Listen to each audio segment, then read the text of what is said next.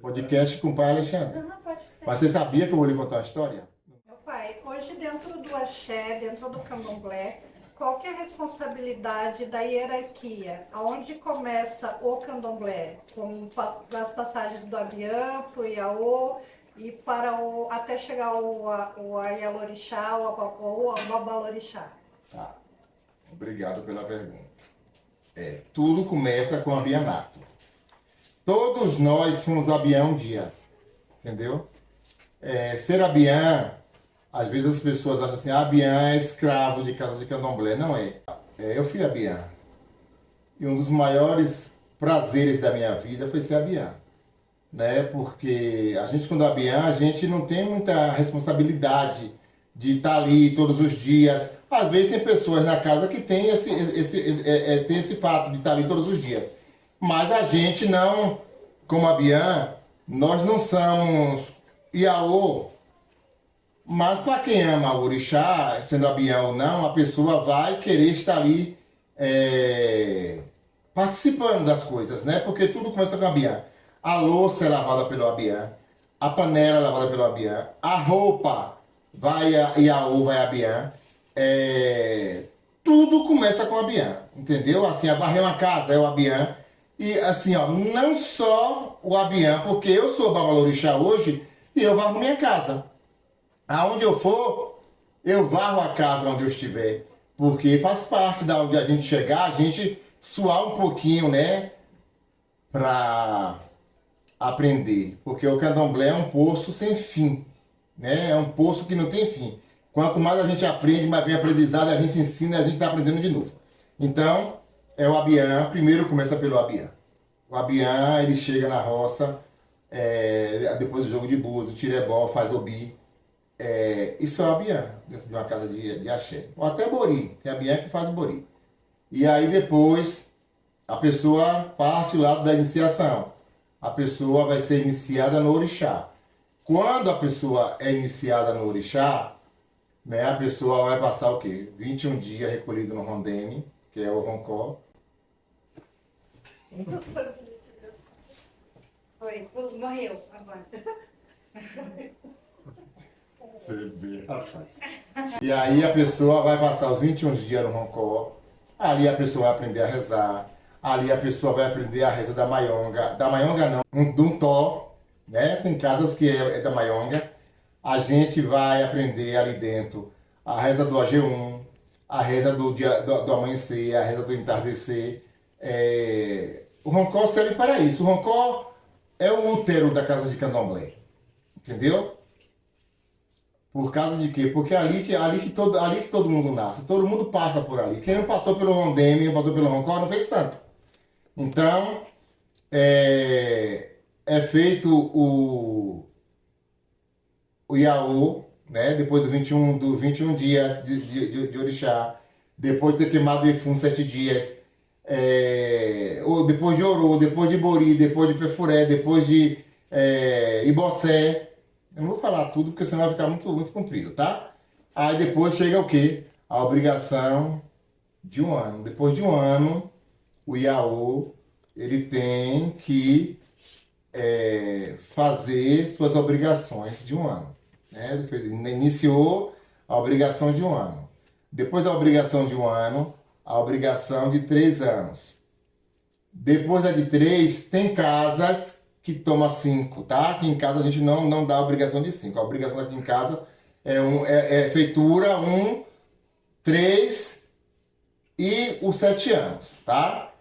Quando a pessoa toma os 7 anos, a pessoa já se tornou bome, né? Tomou sua maioridade. Cantar seu cargo, tomar seu oiê, né? A pessoa já está apta a fazer seus filhos. Então, aí tem a obrigação de 7, 14, 21. Mas a gente tem uma obrigação todos os anos. Tá? Todos os anos a gente arria bori, a gente arria comida para os nossos orixás. Porque a gente não pode largar a peteca cair e o orixá enfraquecer. Porque o orixá é vivo. Se ele não se alimenta, se a gente não der alimento a ele, se a gente não der amor, não der carinho, ele vai enfraquecer. Porque quem aqui que chega que não quer ver um bom sorriso do babalorixá? Então, quando eu chego no pé do orixá, também eu quero, né? Eu converso com meu pai, eu quero ser atendido pelo meu pai. Então, em todas essas obrigações, gente, eu não vou aqui dar detalhes, mas em todas essas obrigações tem coisas, elementos que vão se acrescentando de uma obrigação para a outra, até chegar a pessoa tomar maioridade, que é os 7 anos dentro da casa de candomblé. Meu pai, ao longo da sua jornada, tem algum Itã ou algum xirê que mexeu com o senhor? O xirê mexe comigo todas as vezes. O xirê sempre mexeu comigo, né? Aonde eu for, até na minha casa eu fico nervoso, porque a gente fica nervoso na hora do xirê. O xirê é a hora que se começa tudo, né? Xirê, a palavra xirê quer dizer reunião, a gente vai se unir para louvar orixá, né? O xirê surgiu, eu vou falar o surgimento do xirê, tá?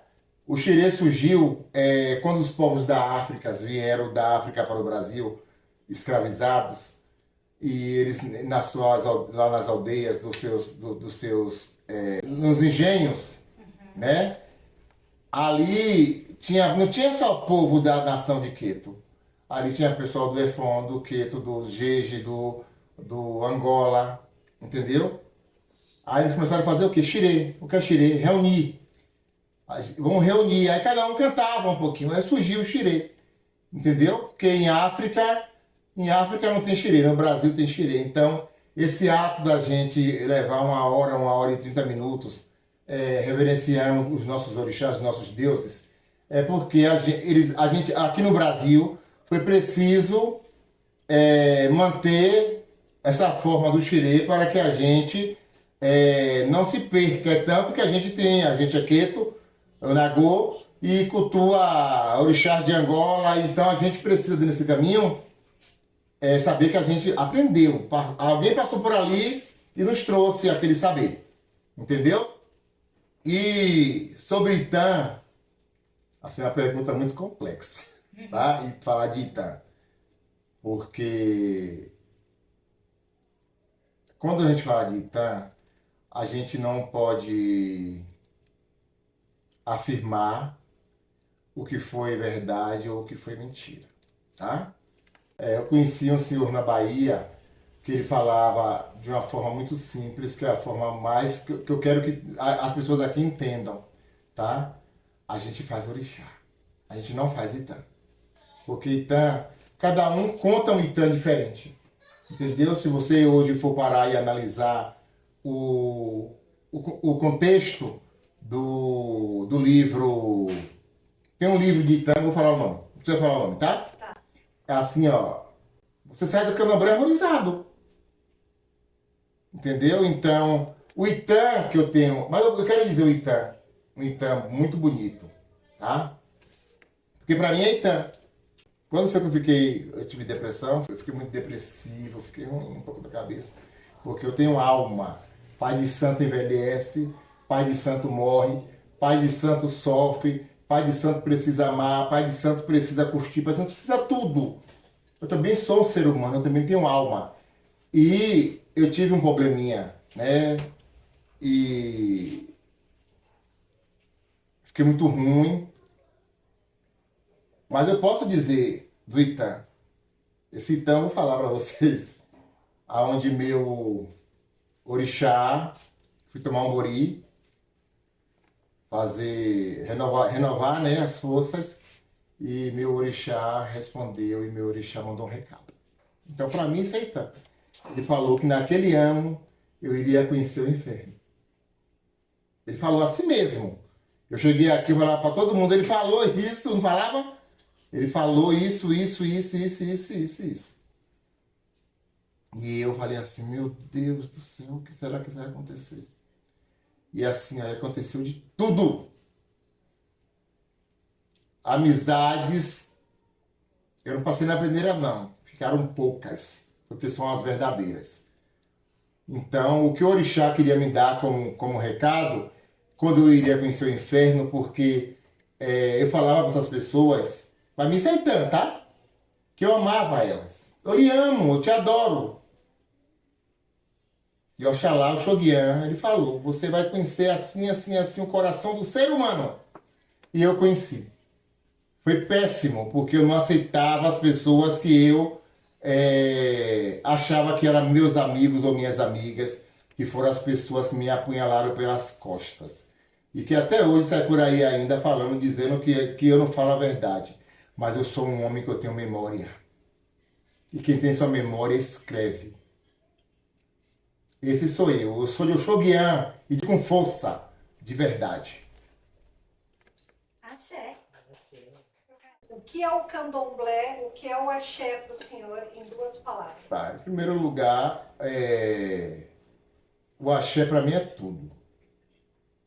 Eu não chegaria a lugar nenhum nessa minha vida se não fosse pelo axé. Tudo que eu faço, toda a minha vida, quando eu paro para poder analisar, que eu trabalhava, tinha minha profissão, e o orixá falou, você tem que parar de trabalhar para poder atender as pessoas que precisam de você.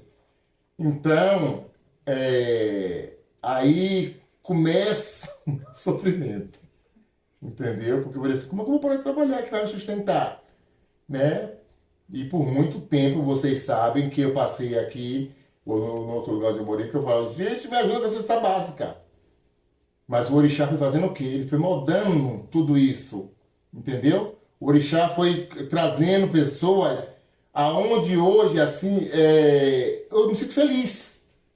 De não, assim, quando, eu estou bem, estou feliz, eu estou aqui hoje para poder ajudar, eu passei pela parte do ajudado, entendeu? O outro lado que você falou foi o quê? Definir como Candomblé. 2 palavras. 2 palavras. Uma foi essa, a outra palavra que eu posso falar sobre o candomblé, que para mim o candomblé é tudo. O candomblé me educou. Hoje eu sou doutor honoris causas. Eu sou o único baiano de Acarajé, do estado do Paraná. Eu tenho orgulho, não é tanto orgulho não, mas eu tenho precisão de falar sobre isso, de falar do carinho que eu tenho por pertencer ao candomblé, e saber assim que o candomblé me educou, o candomblé me ensinou, o candomblé foi meu pai, minha mãe, meu tio, minha avó. O candomblé foi tudo para mim e continua sendo tudo para mim. Eu não vou a lugar nenhum nessa minha vida se eu não pensar no candomblé antes, porque é o candomblé que me dá o passo da medida onde eu tenho que ir. Então, primeiro, Qual é esse? um toque de atabaque favorito. Um toque favorito que o senhor tem. Falo já. Uma comida de santo que o senhor ama fazer. Todas. Uma folha indispensável. A Tori. O que o senhor mais gosta de ouvir no barracão. O que eu mais gosto de ouvir no barracão? É. Meu pai! E a professora responde o quê? O que é? O ensinamento que o seu babá ensinou para o senhor que o senhor carrega até hoje. O maior ensinamento que meu babá me ensinou é que a gente não deve mentir.